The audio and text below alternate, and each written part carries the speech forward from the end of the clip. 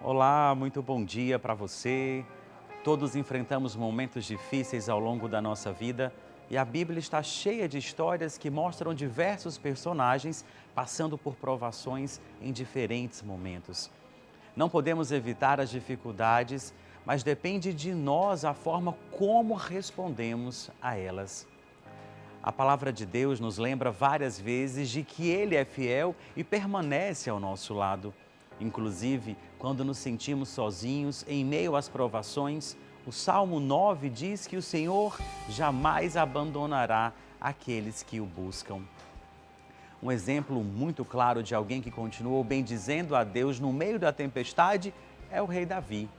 No Salmo 86, vemos como ele clamou a Deus por ajuda, como ele expressou que estava angustiado e necessitado. Mesmo na sua pior condição, ele colocou a confiança em Deus e declarou: todas as nações que tu formaste virão e te adorarão, e, Senhor, todos glorificarão o teu nome. Pois tu és grande e realizas feitos maravilhosos, só tu és Deus. Eu acredito que Deus quer fazer a você a seguinte pergunta hoje: você continuaria me servindo, amando e bendizendo, ainda que você não recebesse o seu milagre? Ou ainda, que a resposta da sua oração não seja a que você quer? Deposite na cruz do Calvário as suas preocupações. O Senhor nos ama e quer que aprendamos a confiar nele. A gente só cresce em meio ao deserto. Ninguém evolui espiritualmente nos pastos verdejantes. Só levanta quem cai. Deus te ama e, como um pai perfeito em amor, quer te ver bem, mais maduro, mais feliz, fora desse lugar que não vai te levar para lugar algum. Eu vou compartilhar com vocês algo que aconteceu com um amigo meu esses dias. Ele passou por um acidente e, ao chegar em casa depois de um desentendimento por conta do acontecido, começou a chorar descontroladamente pelo ocorrido.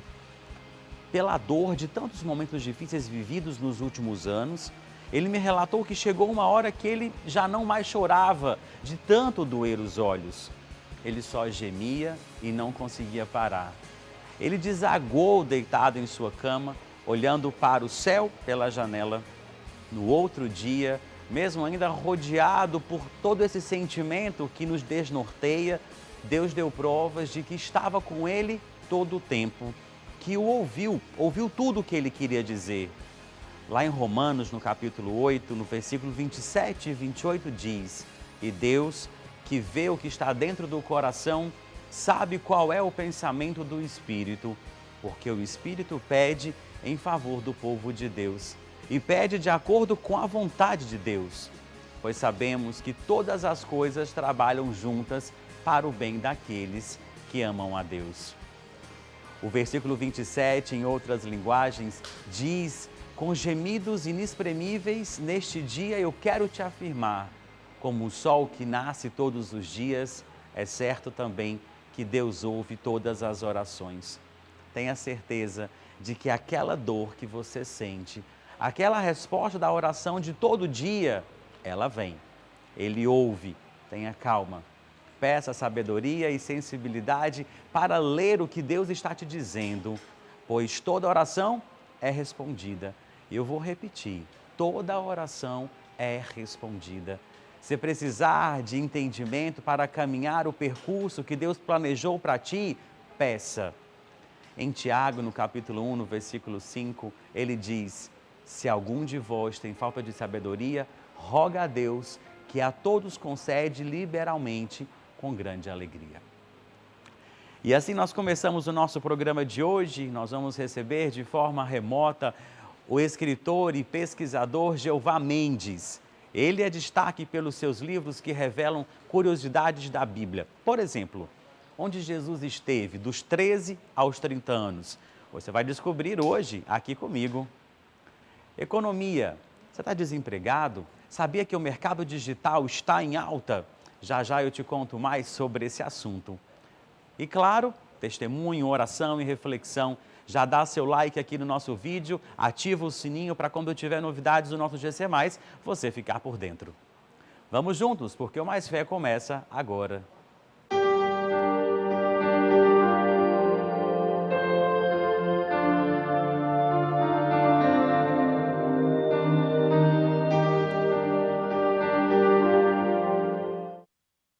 Começando o nosso programa de hoje, eu lhe faço uma pergunta. Como está a sua vida financeira? Está desempregado? Nós temos visto diariamente em todos os jornais que a pandemia da Covid-19 afetou vidas, distanciou pessoas e mudou o comércio em todo o mundo. E na moda, isso não foi diferente, viu? O que fez a diferença nesse universo foi a criatividade dos empreendedores e a vontade de sair na frente. O movimento da moda nativa digital, ou seja, lojas que surgiram e existem somente no universo online, cresceu e vem se destacando cada vez mais. Você pode se inspirar para abrir a sua loja online. A pandemia tirou de muitas pessoas a esperança, mas sempre é tempo de se reinventar. E se você ainda se sente inseguro em realizar compras de roupas virtualmente, fique ligado. A matéria traz dicas e orientações para uma compra online assertiva.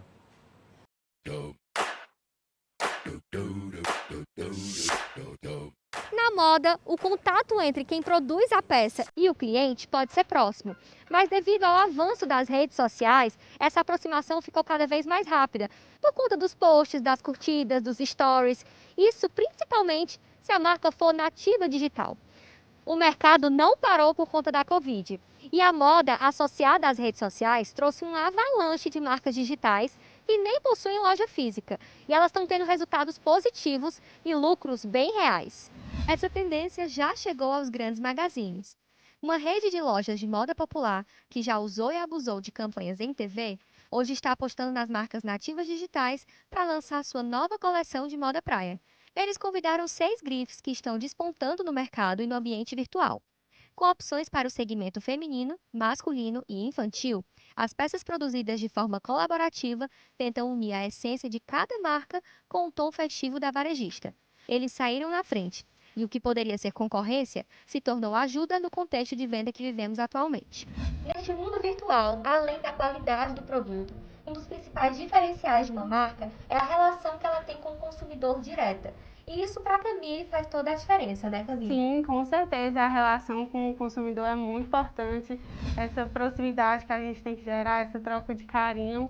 As pessoas acham que o online são mil maravilhas, mas também tem algumas dificuldades, né? Sim, que com é isso? certeza. O marketing hoje em dia, ele não é uma coisa barata e é algo que precisa muito ser investido. Inclusive, a gente nem tem uma plataforma de site, a gente vende pelo Instagram e pelo WhatsApp. E o WhatsApp é a ferramenta que as pessoas mais gostam, porque a gente tem essa troca de carinho, a gente troca essa confiança com a cliente. Uma grande dificuldade para o mundo virtual é essa falta de poder ver o produto, de testar a qualidade, de conhecer, né? Então a gente busca aproximar esse conhecimento através do WhatsApp. Essa relação próxima com o consumidor traz frescor e jovialidade ao mercado fashion. Mas não só isso. O domínio da comunicação via redes sociais, da linguagem digital e o bom relacionamento com influenciadores são verdadeiros imãs que atraem o grande público para a aquisição das marcas nativas digitais. Para Joander Sampaio, professor de marketing digital, existem algumas dicas para se destacar no mercado virtual. É necessário você estar sempre monitorando. Então você precisa entrar em contato, mostrar, olha, você teve interesse nesse produto, seja através de e-mail, seja através do WhatsApp, né? Olha, você teve interesse nesse produto, então vamos finalizar a compra, como estamos mais dentro de casa. O cliente, ele passa a necessitar de ter a experiência dentro de casa, então online ele precisa saber, seja na entrega do produto de uma forma diferenciada.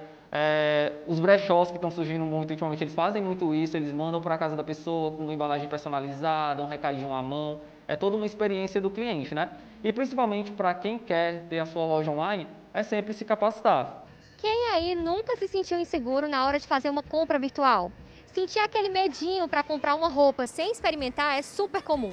Mas a gente vai te dar várias dicas aqui no escritório da consultora de imagem de estilo, Renata Rolim. Ela vai explicar um pouquinho como que a gente pode fazer para ter aquela compra online assertiva. Vamos juntos?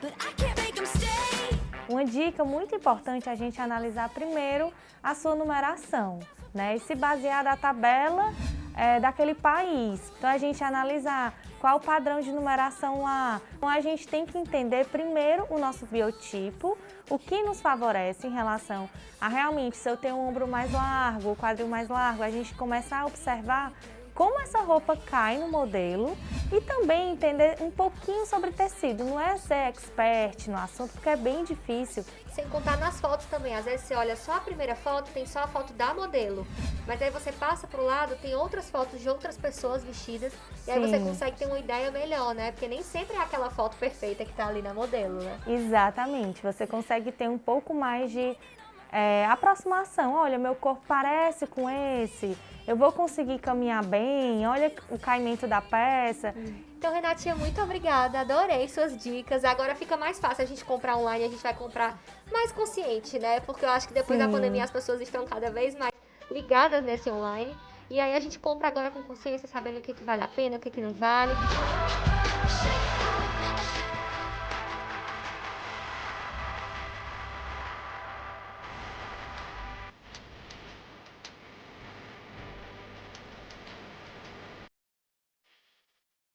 O evangelista Lucas conta que aos 12 anos, Jesus viajou com os pais a Jerusalém para celebrar a festa da Páscoa judaica.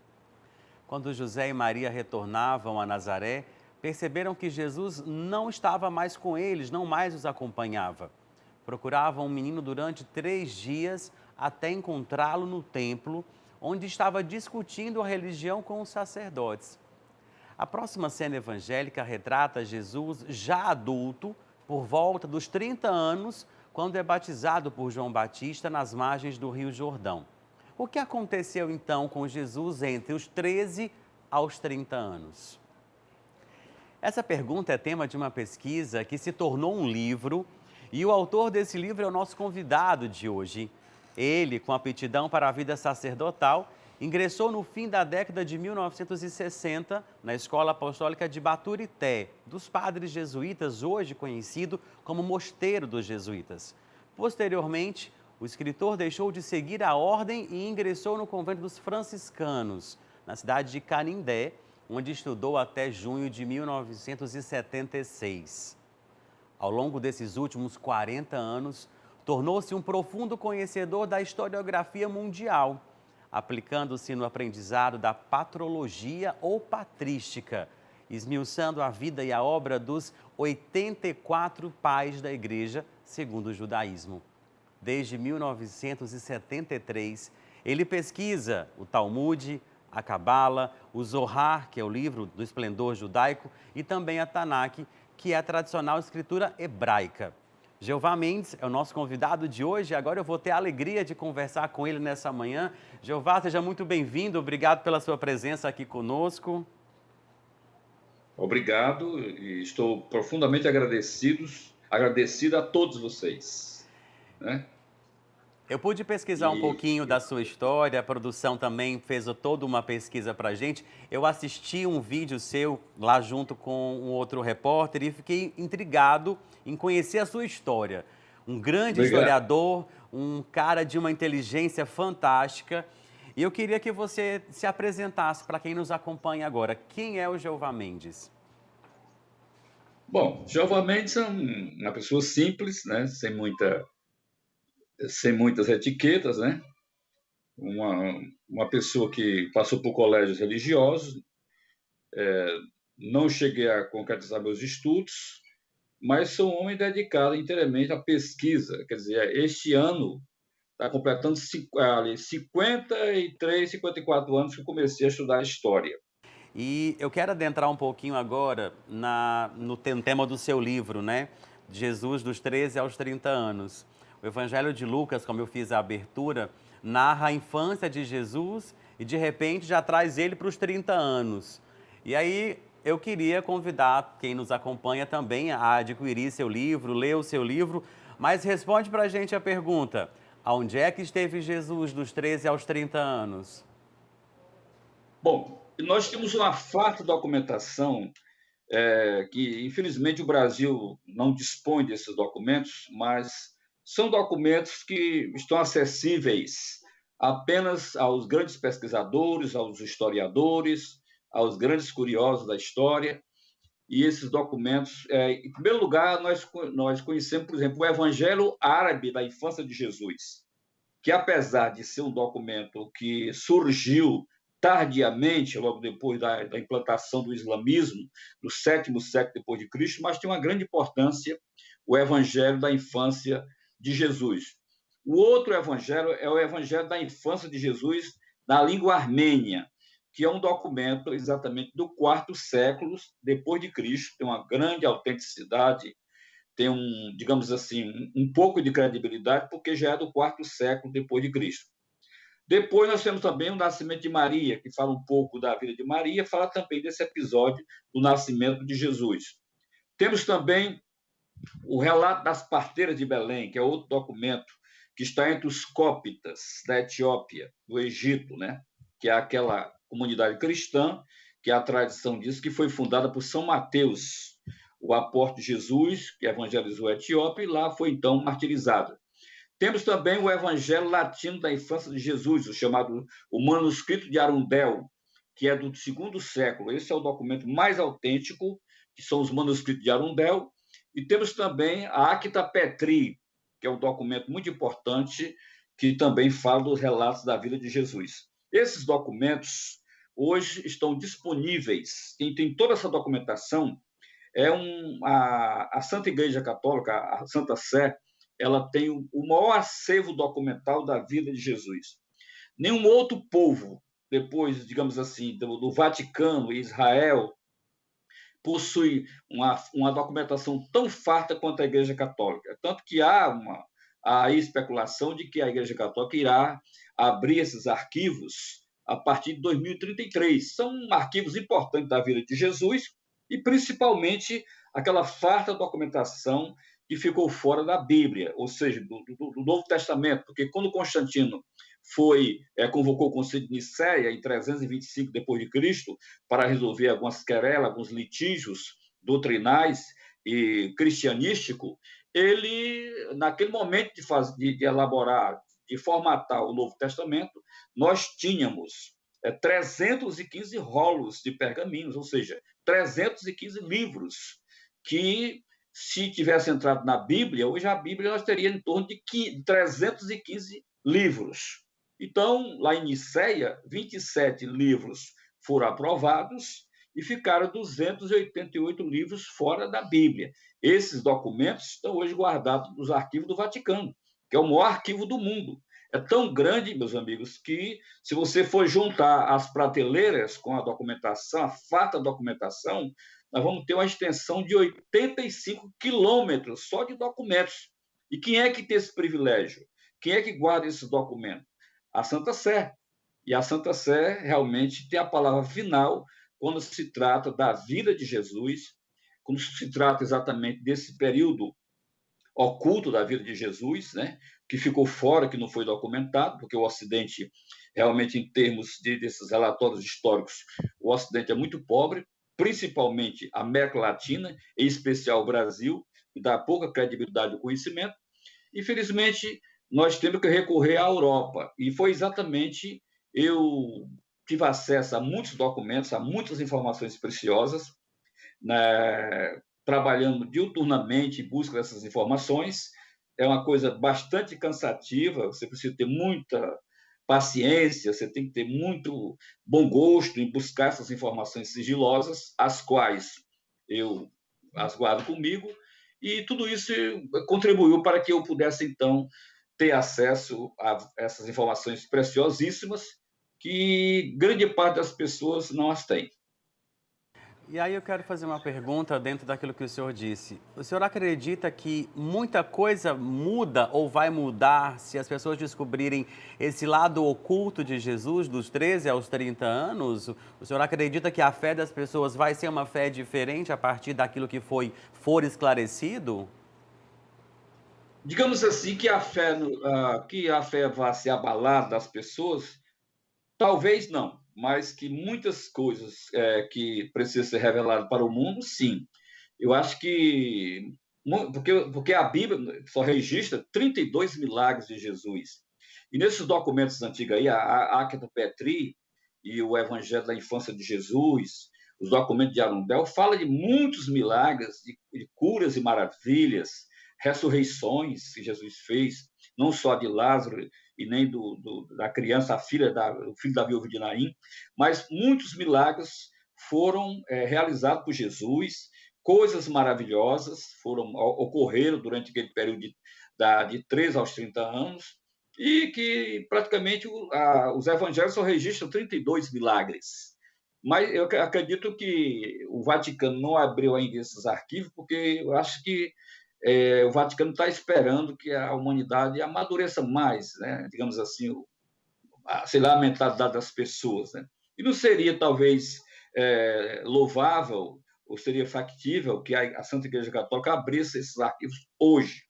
Porque nós sabemos, eu sou um defensor da fé cristã, eu sou um defensor, por exemplo, principalmente da igreja, da Santa Igreja, do cristianismo em si, né, que se envolve os irmãos protestantes, os irmãos católicos, todos aqueles que têm Jesus como Salvador, como nosso Redentor.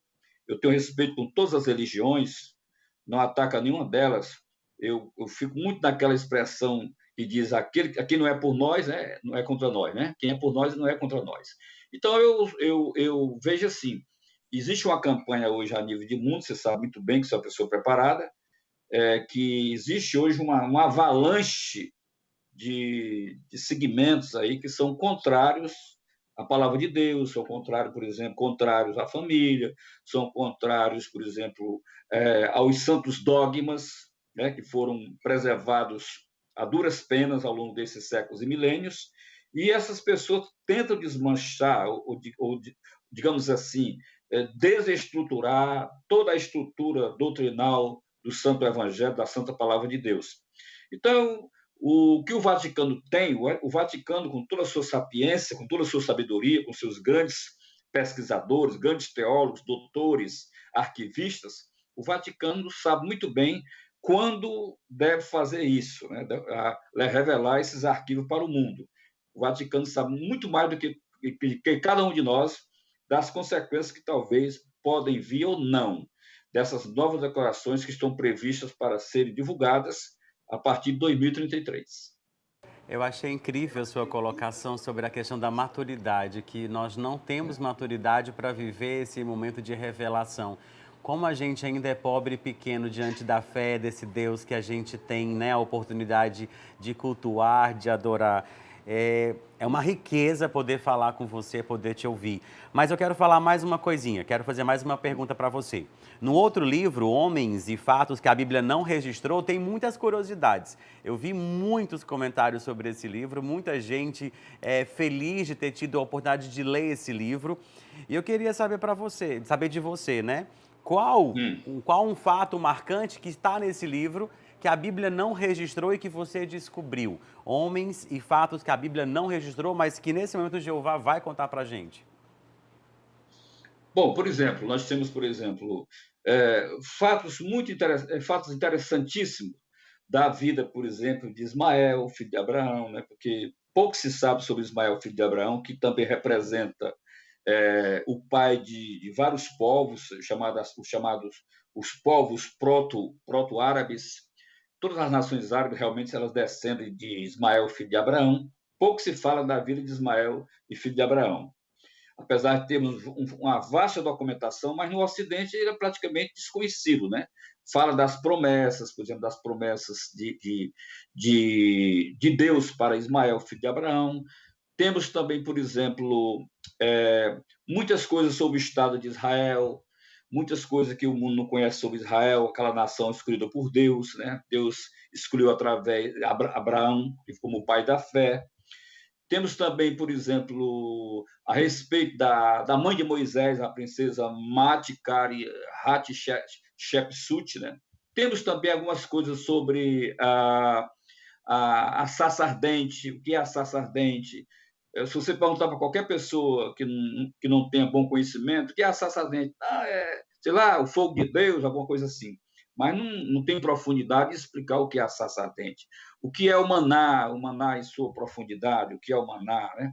Temos, por exemplo, também fatos relevantes sobre o islamismo, né? Sobre o islamismo, sobre os grandes imperadores do mundo antigo, que são pouco registrados na história, os grandes imperadores, Sargão de Agade, Sargão I, Sardanapalo, Senaqueribe, temos também Hammurabi, Belsazar, Nabucodonosor, e esses grandes líderes da história, a Adagut, a mãe de Nabucodonosor, a rainha mãe que entrou no palácio na hora em que aquele dedo de Deus escreveu na parede, naquela noite em que do banquete de Belsazar, quem entrou ali, Adagupe entrou e pediu ao seu neto, o rei Belsazar, que chamasse Daniel, porque ele era um homem que tinha o espírito dos deuses. E realmente assim foi feito, chamar Daniel, para que Daniel, então, desvendasse aqueles mistérios da parede. Então, tem muita coisa, tem um acervo de informações muito importante nesse meu livro,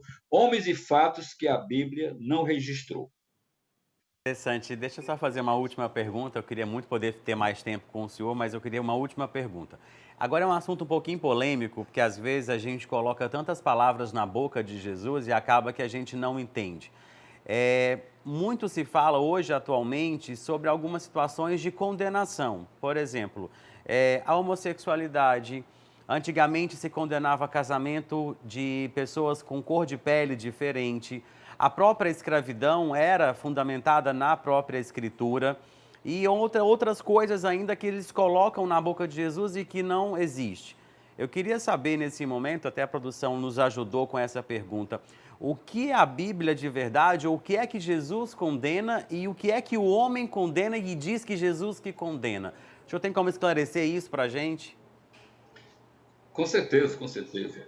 O que nós sabemos é que muita coisa foi criada e muita coisa foi atribuída a Cristo, né? Digamos assim, os seus pareceres, a sua vontade, mas a gente sabe que muitas coisas são puramente humanas, são fundamentos puramente humanos, que não tem nada a ver com o Salvador Jesus. Como o senhor sabe muito bem, e eu conheço muito bem, Jesus é o príncipe da paz, é o Salvador da humanidade. Claro que os ensinos de Nosso Senhor foi na contramão da lei de Moisés. A lei de Moisés apedrejava, né, as pessoas homossexuais, apedrejava mulheres adúlteras, apedrejava pessoas que blasfemavam. Havia um rigor muito grande, como está lá no capítulo 18, versículo 22 do Levítico, né? Há muitas passagens onde a pena capital é aplicada. Só que com o advento, com a vinda do Senhor Jesus, né? Inclusive ele diz lá no sermão, ouviste que foi dito aos antigos.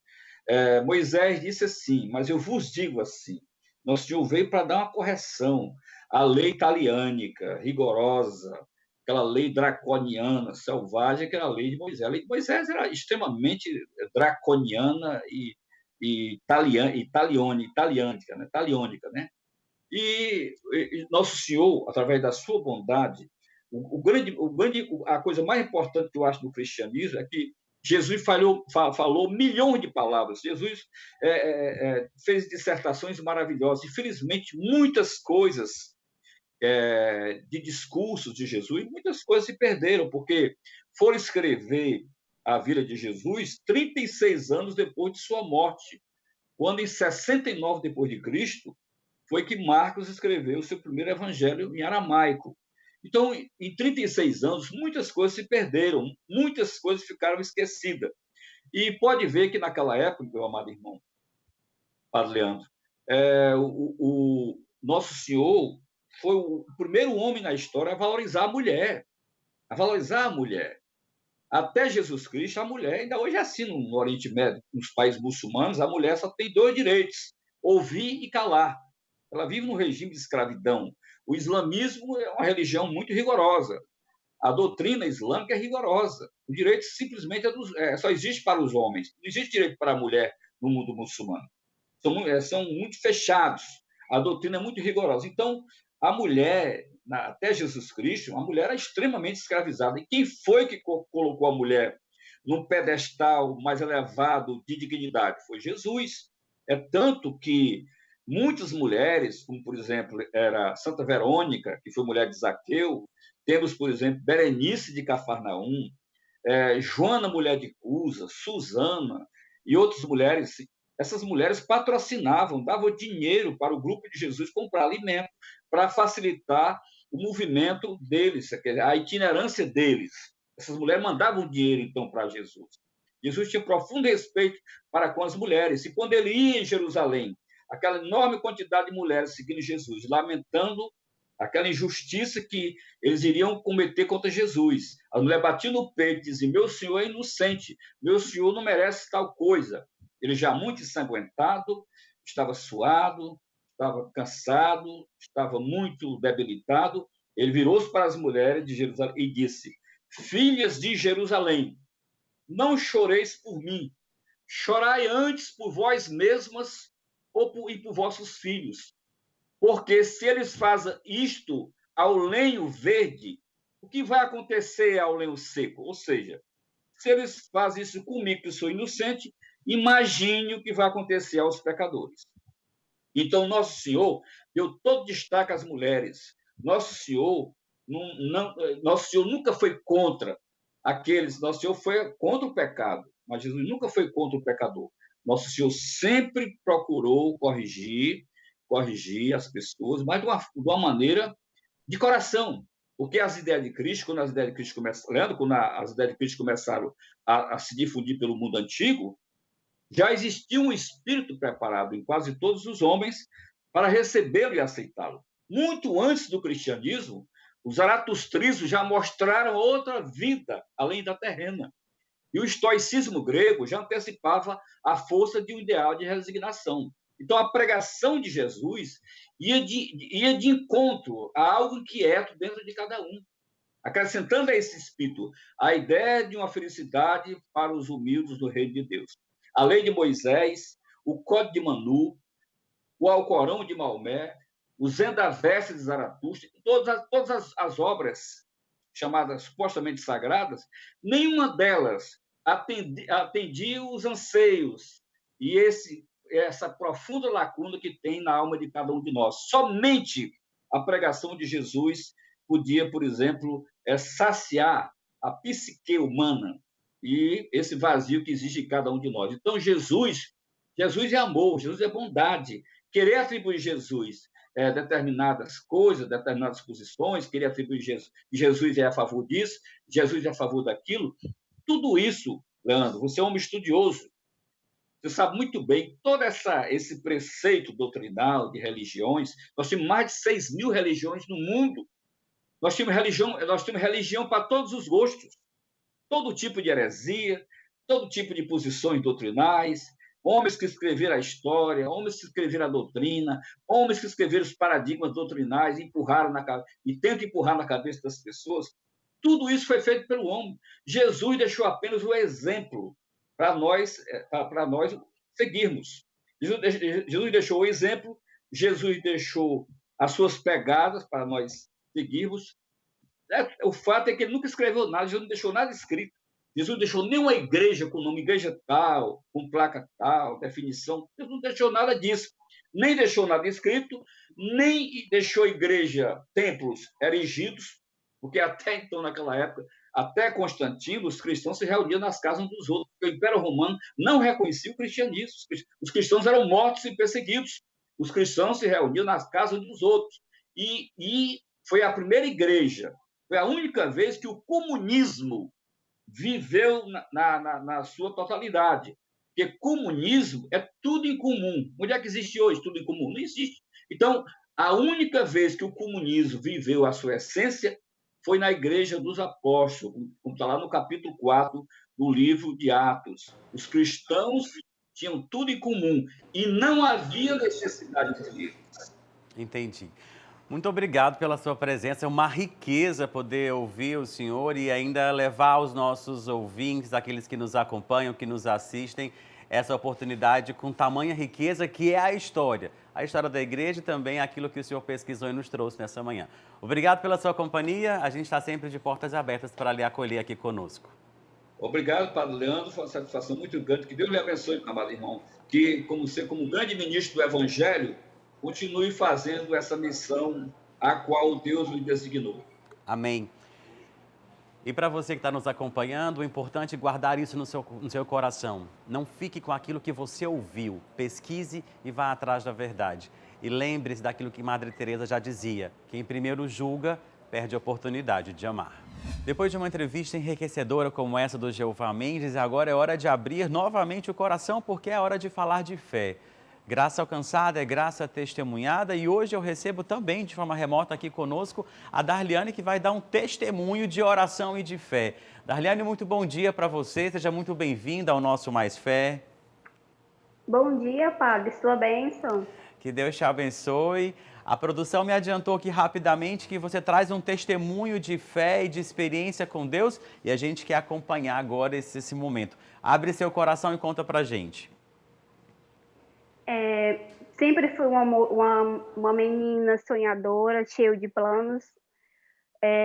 Sempre coloquei na minha cabeça que eu queria ser mãe, que eu queria ter minha própria casa, meu próprio transporte, ao lado um companheiro que me ajudasse em todos os momentos bons e ruins.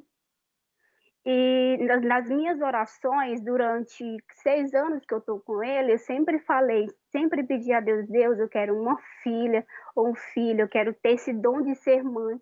Vi as outras pessoas ser mãe, eu ficava assim um pouco, se diz, triste, porque eu não conseguia, mas primeiro eu tinha que dar meu primeiro passo, eu tinha que enxergar o que eu precisava ter, entendeu? Comecei a ir para a igreja, eu sempre fui católica, aos poucos eu me afastava, uns poucos, porque eu me sentia só, e continuei indo para a igreja. Foi aonde que eu tive mais força, me indicar: Darliane, tem a missa da cura, que é maravilhosa, tudo mais. Eu só ia para a missa dos domingos. Aí, depois eu vou. Quando eu comecei a ir, Padre, eu consegui força, fé de onde eu não sabia que eu ia conseguir. E todas as missas da cura, o Senhor falava para mim, que eu sabia que era para mim: você vai conseguir ser mãe. E quando meu esposo ia, você falava assim: você está dos lados do seu esposo, você vai ser mãe, você vai conseguir. Aquilo me confortava. Comecei a assistir o seu texto, e quando vinha no ônibus, aquela presença me chamando para mim assistir, para mim ouvir o texto, onde me fortalecia, onde tinha momentos que eu ficava, a minha fé me abalava, mas mesmo assim eu escutava os seus textos maravilhosos. E chegou um momento, Padre, da minha vida que eu estava sem força, realmente eu não tinha mais fé, não entrei num momento de depressão, de ansiedade, porque foram 6 anos, Padre, com meu esposo, e aquele sonho meu de ser mãe que eu não tinha conseguido ainda. Aí chegou uma semana que mesmo eu indo para a igreja, Padre, mesmo assim eu consegui, a minha fé às vezes me abalava. Chegou uma semana que eu disse: meu Deus, eu não aguento mais, eu não consigo mais. Foi difícil para mim, porque eu sou tipo uma pessoa que, se eu sofrer, eu fico só para mim, eu não divido. Aquilo ia mexendo comigo. Chegou um domingo que eu trabalhei só na empresa que eu trabalhei só o dia todo, muito cansada, e vim para casa. Quando eu cheguei em casa, quando chegou a noite, eu não fui à missa porque eu não tinha força. Aí eu sentei na minha cama e olhei para o céu e disse assim: por que eu não consigo ser mãe? Por que eu não posso ter esse dom? Aí eu perguntei: eu não entendo porque eu não mereço. Só que eu já estava grávida e não sabia. Eu tinha todos esses sintomas, mas eu não sabia que estava grávida, porque foram 6 anos de tentativa. E eu disse assim: Senhor, não aguento mais, porque eu trabalhei a semana praticamente só peso dentro de mim, não conseguia falar para a pessoa que vive comigo, porque eu sou o tipo de uma pessoa que eu sou muito trancada para mim. Tudo que eu faço, Padre, só eu que sei. Às vezes eu queria a presença da minha mãe, mas eu não conseguia ir até ela. e ficava para mim. Aí veio muitos julgamentos contra mim, porque eu sou assim, porque ai, tu quer ser rica, porque você é calada, você não interage com as pessoas, você não sai, mas isso é de mim, padre, entendeu? Eu tento ajudar as pessoas da melhor forma, mas eu não sei chegar para a pessoa e assim, olha, estou passando por isso, estou passando por aquilo, entendeu? Aí passou esse domingo, né? Muito agitado, estava muito cansada. Trouxe os problemas do trabalho para casa. Quando eu cheguei em casa, eu tinha mais problemas para eu resolver. Eu disse, assim, Deus, estou cansada, não aguento mais. Aonde está a minha fé? Aí eu olhei para o céu e disse, eu não sei por qual motivo eu não consigo ser mãe. Disse assim para Nossa Senhora, mãe, toca no meu ventre. Eu quero sentir esse dom de ser mãe. Aí, quando chegou na segunda-feira, eu cansada, eu triste estava, eu olhei para o céu e disse, Senhor, só quero uma solução para a minha vida, eu não aguento mais. Sempre vinha essas palavras na minha mente, porque eu sempre perdi, mas eu nunca conquistei nada assim que eu amo de verdade, sabe? Porque tudo aqui é passageiro, padre. Aí chegou na segunda-feira, eu discutindo com meu esposo pelo WhatsApp, muito triste. Aí eu olhei para o céu e disse, Senhor, só quero uma solução para minha vida, eu não aguento mais. Aí aquela luz tocou em mim, aquela alegria, sabe? Só que eu não sabia decifrar o que era. Aí eu vou na farmácia, eu vou fazer um teste para ver. Eu estava com todos os sintomas. Aí, quando eu chego num toalete, eu vou fazer o teste, padre, boto o teste lá, conversando com meu esposo, não dei totalmente atenção, e lá estava, padre, a minha solução para o resto da minha vida.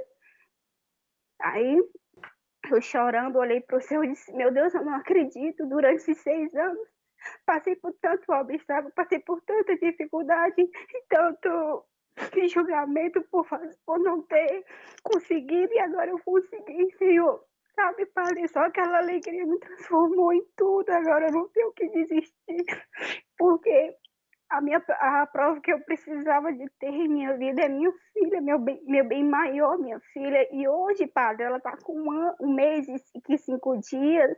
Todos os domingos eu levo ela para missa para ela entender. Um dia ela vai entender, sabe? Eu quero sempre levar ela comigo para as missas, coisas que a minha mãe não pôde fazer por mim. Vou dar todo o amor, todo o carinho. E é isso, padre. Meu testemunho é falar para as pessoas não desistir. Por mais que seja difícil, é difícil sim você querer ter um sonho, mas você tem que dar o seu sim primeiro, você tem que ir atrás. E muito mais, padre, assim, é difícil quando você vai ao médico, o médico diz que você tem uma coisa e a gente vai para outra e você não tem, você fica assim, sem entender o que fazer, entendeu? E eu sempre dizia, eu vou conseguir, vou arrumar meios, vou me dedicar totalmente. E agora sim, Senhor, padre, eu consegui a minha filha, tô grata, é o maior presente da minha vida, foi minha filha em minha vida. Queria E é receber isso. seu testemunho. Uma coisa que você disse, né? Você esperou 6 anos e no 7º ano a graça de Deus aconteceu. Eu peguei aqui a Bíblia para a gente poder partilhar rapidinho. Quando o anjo anunciou a Maria que ela seria a mãe do Salvador, no finalzinho do anúncio ele disse a ela, para Deus com efeito nada é impossível. E você é prova disso, que para Deus nada é impossível. Não se reza com os lábios, mas se reza com o coração. Muito obrigado pela sua presença, pelo seu testemunho. A sua emoção nota o tamanho da sua gratidão em ter a sua filha aí do ladinho, tá dormindo aí perto de você. Tá. Mas a gente agradece com todo o carinho do nosso coração a sua presença. Com certeza, o seu testemunho chegou a outros corações para dizer, para Deus nada é impossível. Obrigado, viu, pela sua companhia. Que Deus abençoe. E mais uma coisa, padre. Diz. Tipo assim, a gente não precisa ter uma pessoa do nosso lado para poder desabafar. E sabe o que é meu melhor amigo, sabe o que é, padre, que eu reconheci? É um papel e uma caneta onde eu desabafo, onde eu solto as minhas lágrimas. Assim, quando eu termino, eu fico assim, muito glorificada, entendeu? Porque às vezes a gente não precisa ter um amigo, entendeu? Um colega para desabafar, ou um vizinho para desabafar. Muito obrigado, padre, por ter me ensinado, por ter me dado força, todos os momentos em que eu estava desabando, o Senhor sempre me confortava com as suas palavras. Muito obrigado, Padre. Muito obrigada mesmo. Que Deus lhe abençoe nessa nova caminhada de padre. Amém. Obrigado você pela companhia e pela coragem do testemunho, viu? Que Deus abençoe. Chorei um pouco, mas deu certo. É normal. Para você que nos acompanhou e viu esse testemunho, eu quero finalizar o nosso encontro de hoje. Se você esteve conosco desde o começo, tanto no testemunho do amigo que eu dei, quanto nessa história, uma frase foi repetida. Olhou para o céu e pediu a Deus socorro. Olha que interessante. Tanto no testemunho do meu amigo no começo do programa, como agora, neste testemunho que a gente acabou de ouvir, essa frase foi repetida. Olhou para o céu e pediu a Deus socorro. Olhou para o céu e pediu a Deus, olha por mim, Senhor, salva-me. O grande segredo desse nosso encontro de hoje é entender que quando se reza com os lábios, as palavras o vento leva, mas o que está no coração, Deus ouve. Por isso eu quero finalizar esse nosso encontro com essa oração, trazendo a você essa passagem do livro do profeta Samuel, quando ele diz assim, lá no versículo 7, mas o Senhor disse a Samuel, não te impressione a sua aparência nem a sua elevada estatura, eu rejeitei. O Senhor não se trata daquilo que os homens veem, pois eles veem com os olhos, mas o Senhor vê com o coração. Eu não sei o que você sente, o que você passa, o que você enfrenta hoje, mas eu sei que Deus conhece, que Deus sabe. E por isso nós estamos aqui, para assim como a Darliane apresentou, nós precisamos de mais fé, de mais amor, de mais compaixão no coração. Aquilo que o Jeová Mendes nos trouxe neste testemunho de tanto conhecimento. Ele buscou conhecimento por querer experimentar um pouco mais a Deus. Talvez hoje o que nós precisamos é isso, experimentar um pouco mais de Deus, do amor de Deus. Por isso eu convido você agora a fechar os seus olhos nesse momento, a colocar diante do coração de Deus aquilo que está no seu coração. Todo o medo, toda a incerteza, toda a dúvida, tudo aquilo que não te permite ir ao encontro do Senhor ou falar com o Senhor. Que nesse momento a misericórdia de Deus alcance você aonde você está. Quantas vezes você olhou para o céu, queria ter pedido socorro ou queria ter falado com Deus e não conseguiu porque não acreditou que o céu representa a figura de Deus, a presença de Deus. O povo do Antigo Testamento falava com Deus pelas grandes teofanias, que eram as manifestações da presença de Deus pela natureza. Por isso, olhar para o céu, sentir a brisa suave do vento, é sim sentir a presença de Deus. Nós somos aquilo que nós temos no coração. O que passa disso é a aparência. Às vezes nós queremos colher aquilo que nós não plantamos. É impossível. Quem sabe o que planta, não tem medo daquilo que vai colher. Por isso eu quero convidar você agora a entregar para o Senhor o seu coração, as suas preocupações, as suas dúvidas, os seus medos, as suas incertezas. Não se preocupe com aquilo que o homem pensa, com aquilo que o homem vê, com aquilo que o homem percebe ou sente. Se apegue àquilo que Deus pensa, àquilo que Deus percebe, àquilo que Deus sente. Se cansado está o seu coração, se cansado está o seu corpo, entrega para Deus nesse momento. Nós te oferecemos, ó Deus, aquilo que para nós é impossível, a nossa humanidade, a nossa fraqueza, a nossa miséria. O Senhor é um Deus de amor, um Deus de misericórdia, um Deus de compaixão, um Deus que ressuscita dos mortos e traz à vida aqueles que para o mundo já estão mortos. Ressuscita e traz de novo à vida os nossos sonhos, os nossos projetos, a coragem de acreditar num amanhã melhor. Recebe nesse momento aquilo que nós temos, aquilo que nós somos, que é o nosso coração. Tira dos nossos ombros o peso, o cansaço, a cobrança, a culpa. Nos permita dar passos mais leves em direção ao Teu amor e à Tua misericórdia.